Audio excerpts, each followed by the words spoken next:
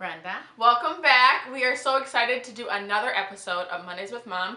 On Saturday, we went to a luncheon for the ladies at church, and we got a request. Drum roll, please.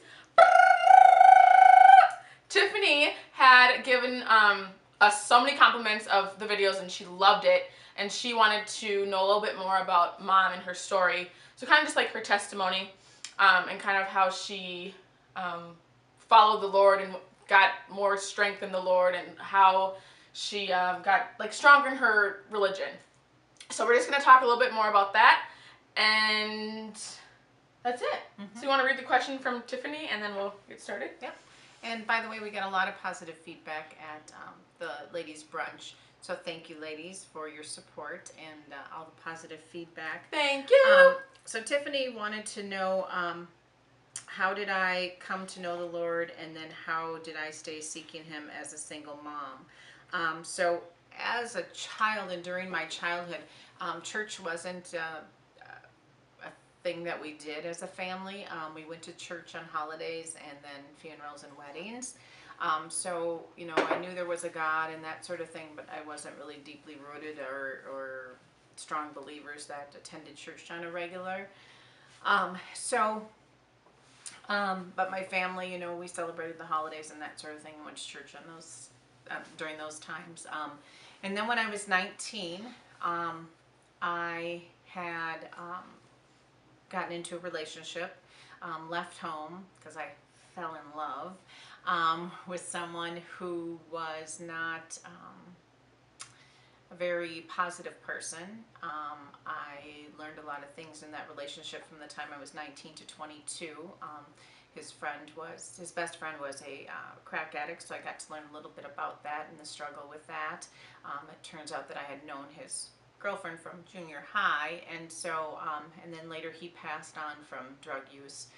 So that was a real big lesson in life. And then my boyfriend at the time was abusive. Physically, sexually, verbally, and I was in that relationship for 3 years. And when you're in an abusive relationship, you really don't share those times with family and friends, so no one around me really knew about it. And then when I finally decided to leave, with the help of my best friend and another friend, they helped move me out in the middle of the night, and it ended with a restraining order, and I was pretty much homeless for about a month because I didn't want my family to know what was going on. So I lived out of a green duffel bag and just stayed at friends' houses until my best friend and I just decided excuse me, You alive? Cider. Decided to be roommates. She was the best roommate ever, and she'll tell you the same about me. Apple cider break. Yes. And then she took me to Valley Fair on that cold, wet, rainy morning. Oh, God. And that's when I met Taylor's father. And she met her husband now at the time. At Valley Fair? No, just around that same time. I was going to say, that is no way. So then after that relationship, a parent at work had asked me to join them at church. And so I went to speak the word and thought it was just amazing. Thought the pastor was talking directly to me, and I wanted to know how he knew I needed to hear that message, and just kind of took an interest. I have also a lifelong friend from high school who has always been a strong believer, and was really into church and into God and living life holy and all of that, and she always tried to sway me in, and I just would always resist and say I can't do it, I can't live life like that, it's too straight-laced. But once I got into church and attending it was fun, it was exciting for me. And then I had met Taylor's dad, like I said, and then Taylor was born, and Taylor's dad was also a crack addict, so I learned a lot about addiction and the lies and just the lifestyle of addicts. And I lived with that for a little over 3 years, and then when Taylor was 1, decided it just wasn't the lifestyle that I wanted for her and I. So I moved us to an apartment, and then a year after that, I moved us into our home. Meanwhile, at my job, I was promoted. I started out at Kinderplatz and started as an aide and worked my way to center director. And so that provided a decent life for Taylor and I didn't have the cost of childcare, so that was really helpful being a single parent. And after after I left her dad, I began attending Speak the Word again and having Taylor come and go to the children's classes. And then after that, I had gotten into another relationship, probably for about 3 years, and that was like 99 to 2002. And after that breakup, that was pretty devastating for Taylor and I, because we were very close to that person. And so after that is when I started to attend Central Community Church, which was on 28th Avenue and is now City View, and we've relocated a couple times. But I really enjoyed it there and was born again, knowing that my life was always better when I walked with the Lord. And when I got off the path, I had struggles and trials and tribulations. And when I was on the path, life was good. Excuse me. And so I started to attend Central on a regular basis with the Carpenters, and moved to churches with them. And as Pastor Walt became the head pastor, I always just really enjoy Pastor Walt speaking, and really he always keeps my interest and keeps humor in it, and I just enjoy listening. I feel like to I'm him. always like, I feel like the whole entire service I'm like nodding my head, like the whole entire service. There's not really time where I'm just like I feel like the whole entire service we're nodding our head. I can't keep it still. Yes. Because you like him. We love you, Pastor Walt. And I remember, yes, we do. And I don't feel like he's just a pastor, but he's also a family friend of ours. Mm-hmm. But I remember that I was struggling when I first just started attending Central, and when I became born again, my yard grass was like, I don't know, that big, and 4 people from church came over and they cut my grass for me, and I just really thanked God, and that's when I think I really started to look to him for strength. The little things I felt. Life. I feel like the little things is just like he was showing you like a little snippet of what it would be like if you had him in his life. Mm-hmm. And then finally he was like, okay, Brenda, see, this is what it's like. So that's how we got involved with Central, which is now City View. And when I met my husband, he went to church, but I think he was more kind of the holiday church person too. And so he really enjoys listening to Pastor Walt, so he's gotten involved with the church along with us. And so that's kind of my story and how I became, looked to the Lord for strength.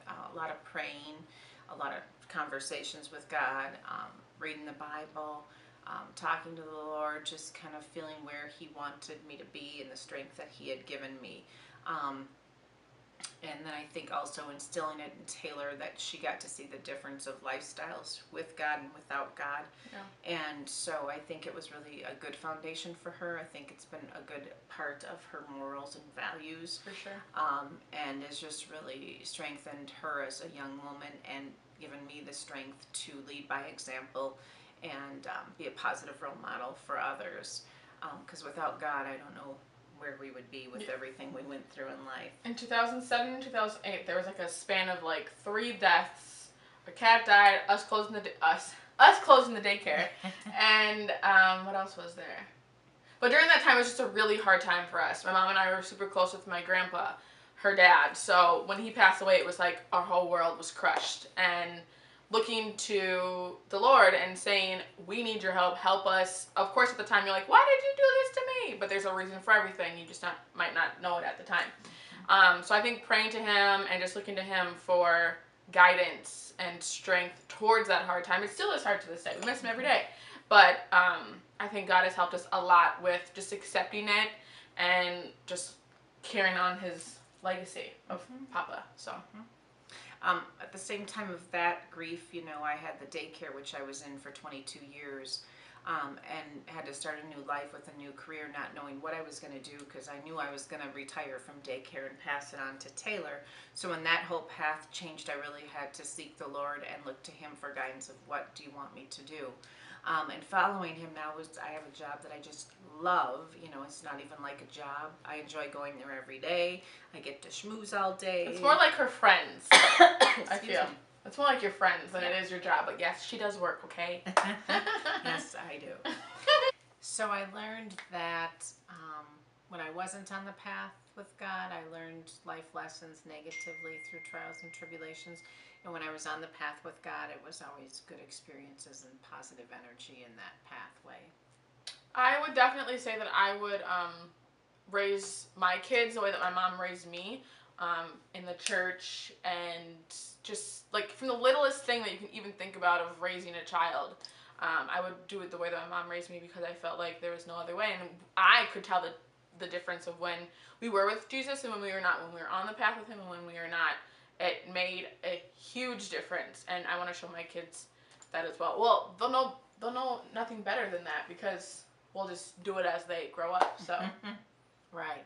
And I think too, you know, through our life, Taylor has seen people's lives who aren't with God and people's lives that are with God, and she's kind of seen the difference and made the choices that she's made to become the person that she is today as well. So it has helped me become yes. who I am, Mom. So that is the end with our Mondays with Mom. We hope to see you guys back next week. If you have any questions, comments, any more like things you want us to talk about, for sure let us know. Mom is always on Facebook, so she'll be willing to more than answer your question, and she'll see you before I do. And we will hopefully do it. And of course, it was my testimony wrapped up in about 9 minutes. So always love talking about myself. Yeah, her story and if how. you have questions or wanted to talk further, I mean, I'm open to that. She's an open book. It's called Brenda's Bibliography. Right? Is that your book's called? I like to share. You do, you do. So we will see you guys next week. We hope you guys enjoyed, and we love you. XOXO with love, Brenda and Taylor. Holla.